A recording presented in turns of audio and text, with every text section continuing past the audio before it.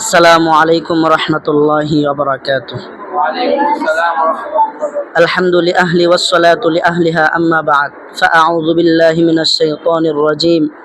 বিসমিল্লাহির রহমানির রহিম। وقضى ربك ألا تعبدوا إلا إياه وبالوالدين إحسانا إما يبلغن عندك الكبر أحدهما أو كلاهما فلا تقل لهما أف ولا تنهرهما وقل لهما قولا كريما صدق الله العظيم عن عبد الله رضي الله عنه قال سألت النبي صلى الله عليه وسلم أي العمل أحب إلى الله عز وجل قال الصلاة على وقتها قلت ثم أي قال ثم بر الوالدين قلت ثم أي قال الجهاد في سبيل الله أو كما قال عليه الصلاة والسلام।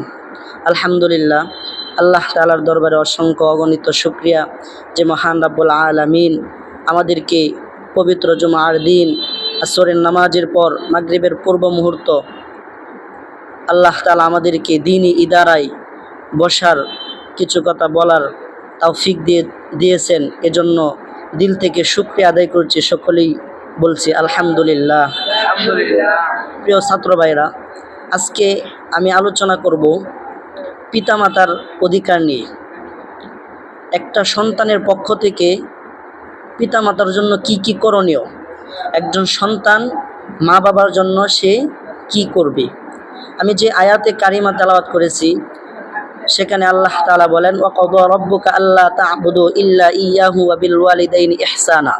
তোমার রব তোমাকে আদেশ দিয়েছেন তুমি তোমার রব ছাড়া অন্য কারো ইবাদত করবে না এবং তার সাথে কাউকে শরীক করবে না, এবং তোমার মা বাবার সাথে সদাচরণ করবে, ভালো আচরণ করবে। এভাবে আল্লাহ তাআলার হকের পাশাপাশি মা বাবার হক অধিকার তুলে ধরেছেন। কোরআন শরীফে একাধিক জায়গা, একাধিক সূরাতে আল্লাহ তাআলা মা বাবার অধিকার নিয়ে আলোচনা করেছেন। আল্লাহ রাসূল সাল্লাল্লাহু আলাইহি ওয়াসাল্লাম বলেছেন, এক সাহাবী এসে জিজ্ঞাসা করলেন, ইয়া রাসূলুল্লাহ, আল্লাহ তাআলার নিকট সবচেয়ে পছন্দনীয় আমল কোনটি? তখন রাসূলুল্লাহ সাল্লাল্লাহু আলাইহি ওয়াসাল্লাম বলেন, কুলতু সুম্মা ক্বালা সলাতু আলা ওয়াকতিহা, সময় মতো নামাজ পড়া। এক সাহাবী আল্লাহ রাসূলের কাছে এসে জিজ্ঞাসা করলেন, ইয়া রাসূলুল্লাহ, আল্লাহ তাআলার কাছে সবচেয়ে পছন্দনীয় আমল কি? তখন রাসূলুল্লাহ সাল্লাল্লাহু আলাইহি ওয়াসাল্লাম বলেছেন, ক্বালা সলাতু আলা ওয়াকতিহা, এক নাম্বার হচ্ছে সময় মতো নামাজ পড়া। কুলতু সুম্মা আইয়ুন, সাহাবী জিজ্ঞাসা করলেন, এরপর কোন আমল, যে আমল আল্লাহ তাআলার কাছে পছন্দনীয়? তখন রাসূলুল্লাহ সাল্লাল্লাহু আলাইহি ওয়াসাল্লাম বলেন, সুম্মা বিররুল ওয়ালিদাইন, মাতা পিতার সাথে ভালো আচরণ করা। কুলতু সুম্মা আইয়ুন, সাহাবী জিজ্ঞাসা করলেন, এরপর কোন আমল? তখন আল্লাহ রাসূল বলেন, ক্বালা আল জিহাদু ফি সাবিলিল্লাহ, আল্লাহর রাস্তায় জিহাদ করা। তাহলে আল্লাহ তাআলার কাছে পছন্দনীয় আমল, এই তালিকার মধ্যে এক নাম্বার হচ্ছে সময় মতো নামাজ পড়া। আমরা 5 ওয়াক্ত নামাজ সময় মতো পড়ব তো ইনশাআল্লাহ। এরপর হচ্ছে আমাদের মা বাবা, আমাদের মা বাবাকে আমাদের সম্মান করতে হবে, কদর করতে হবে।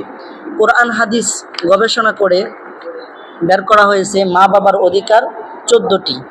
মা বাবা যখন জীবিত থাকবে তখন হচ্ছে 7টি, একজন সন্তানের পক্ষ থেকে অধিকার রয়েছে 7টি। আবার যখন মা বাবা মৃত্যুবরণ করবে তখনও একটা সন্তানের পক্ষ থেকে মা বাবার জন্য করণীয় রয়েছে 7টি। তো আমরা জানবো মা বাবা জীবিত থাকতে, মা বাবা বেঁচে থাকতে আমাদের করণীয় কি কি, মা বাবা জীবদ্দশায় আমাদের করণীয় কি। এক নাম্বার হচ্ছে তাদেরকে আজমত করা। কি করা? আজমত করা, সম্মান করা, তাদেরকে সম্মান করা। 2 নাম্বার হচ্ছে মহাব্বত করা। কি করা? তাদেরকে ভালোবাসা। 1 নাম্বার হচ্ছে তাদেরকে আজমত করা, 2 নাম্বার হচ্ছে তাদেরকে মহাব্বত করা। আজমত করা এটা এক জিনিস, এটা সম্মান করা, আর মহাব্বত করা এটা ভালোবাসা। দুটা মিলে একসাথে, আজমতও করতে হবে, ভালোবাসতে হবে। আমরা যখন বন্ধুকে ভালোবাসি তখন তাদেরকে ভালোবাসি, সম্মান করে না। কিন্তু আমরা মা বাবার ক্ষেত্রে মা বাবাকে সম্মানও করব, ভালোবাসবো। 3 নাম্বার হচ্ছে ইতাআত, আনুগত্য করা। কি করা? আনুগত্য করা। 4 নাম্বার হচ্ছে খেদমত করা, মা বাবার কি করা? খেদমত করা। মা বাবাকে আমরা যতটুকু পারি সাধ্যমতো তাদের খেদমত করা। 5 নাম্বার হচ্ছে রফে হাজত, তাদের প্রয়োজন, মা বাবার চাহিদা সেটা পূর্ণ করা। 6 নাম্বার হচ্ছে ফিক্রে রাহাত, তাদের আরামের চিন্তা করা। 6 নাম্বার হচ্ছে মা বাবার তারা যেন সুখে থাকে, আরামে থাকে, সন্তান সেই চিন্তা করবে। 7 নাম্বার হচ্ছে গাহগা ইঙ্গি জিয়ারত, সন্তান দূরে থাকলে মাঝে মাঝে তাদের সঙ্গে সাক্ষাৎ করা। এই হচ্ছে মা বাবা যদি জীবিত থাকে তাদের 7টি হক। 1 নাম্বার হচ্ছে মা বাবাকে আজমত করা, কি করা? আজমত করা, তাদেরকে সম্মান করা। 2 নাম্বার হচ্ছে তাদেরকে মহাব্বত করা, ভালোবাসা, আজমতের সাথে মহাব্বত করা। 3 নাম্বার হচ্ছে ইতাআত করা, তাদের কি করা? আনুগত্য করা। তাদের নির্দেশ যদি এমন হয় যেই আল্লাহ রাসূল বলেছেন লা তাআতা লিমাখলুকিন ফি মাসিয়াতিল খালিক, মা বাবার নির্দেশটা যদি আল্লাহ এবং আল্লাহর রাসূলের বিরুদ্ধে না যায় তাহলে সেটা মানতে হবে। যেটা করলে আল্লাহ এবং আল্লাহর রাসূল অসন্তুষ্ট হবে এমন কাজ করা যাবে না। বুঝতে পারলাম? তাহলে 3 নাম্বার হচ্ছে তাদের অনুগত্য করা। 4 নাম্বার হচ্ছে তাদের খেদমত করা, কি করা? তাদের সেবা করা। 5 নাম্বার হচ্ছে তাদের হাজত, তাদের প্রয়োজন, তাদের চাহিদা এটা মেটানো সন্তানের পক্ষ থেকে। 6 নাম্বার হচ্ছে তাদের আরামে থাকার ব্যবস্থা করা, তাদের আরামে থাকার ব্যবস্থা করা। 7 নাম্বার হচ্ছে সন্তান যদি রিজিকের কারণে বিভিন্ন কারণে দূরে থাকে তাহলে ওই মা বাবার কি মাঝে মাঝে মা বাবার কাছে গিয়ে সাক্ষাৎ করা। এই হলো মা বাবা যদি জীবিত থাকে তাদের 7টি হক। এবার আসো মা বাবা যদি মৃত্যুবরণ করে তাহলে এরপরও 7টি অধিকার রয়েছে। আমরা অনেকেই মনে করি যে মা বাবা অনেক সম্পদওয়ালা, অনেক টাকাওয়ালা, অনেক ধনত্ববান, তারা মনে করে মা বাবা যখন জীবিত ছিল তাদের তো সেবা করেছি, তাদের খেদমত করেছি, তাদের হাজত পূরণ করেছি, তো এখন তো মা বাবা মরে গেছে, এখন তাদের আর কোনো কিছু করার আমাদের পক্ষ থেকে নেই। কিন্তু না, মা বাবা যখন মৃত্যুবরণ করবে তখনও 7টি কাজ বাকি থাকে। 1 নাম্বার হচ্ছে ওই মা বাবার জন্য ক্ষমার জন্য দোয়া করা, কি করা? ওই মা বাবার জন্য আল্লাহ তাআলার কাছে দোয়া করা। 2 নাম্বার হচ্ছে ইসালে সওয়াব পৌঁছানো, কি পৌঁছানো? নেক আমলের মাধ্যমে সওয়াব পৌঁছানো।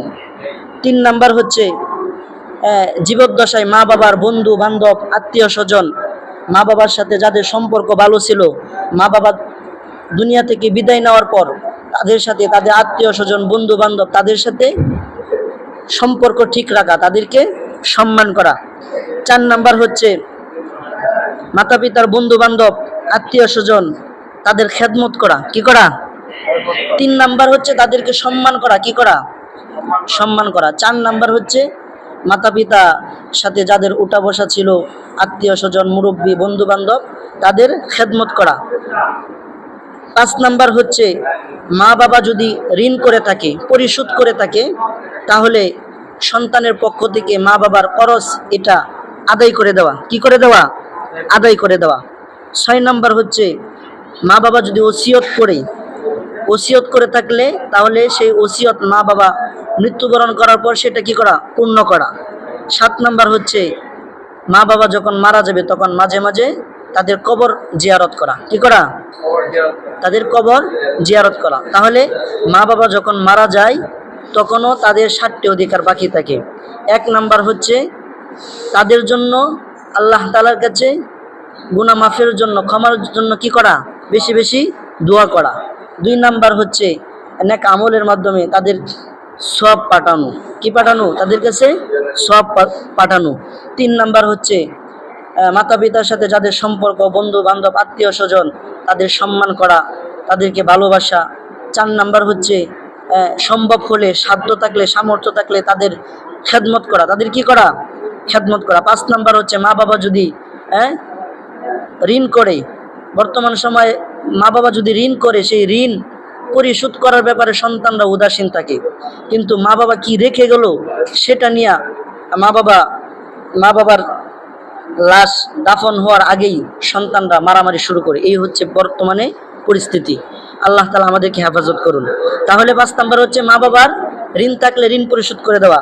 6 নম্বর হচ্ছে মা বাবা যদি ওসিয়ত করে যায় তাহলে সাধ্যমতো ওই ওসিয়ত কি করা, পূর্ণ করা। 7 নম্বর হচ্ছে মা বাবার কবর মাঝে মাঝে জিয়ারত করা। তো এই হলো মা বাবার 14টি অধিকার। মা বাবা জীবদ্দশায় 7টি অধিকার এবং মা বাবা মারা গেলে 7টি অধিকার। আল্লাহ তাআলা আমাদের সবাইকে এই হকগুলো আদায় করার তৌফিক দান করেন। আসসালামু আলাইকুম ওয়া রাহমাতুল্লাহি ওয়া বারাকাতুহু।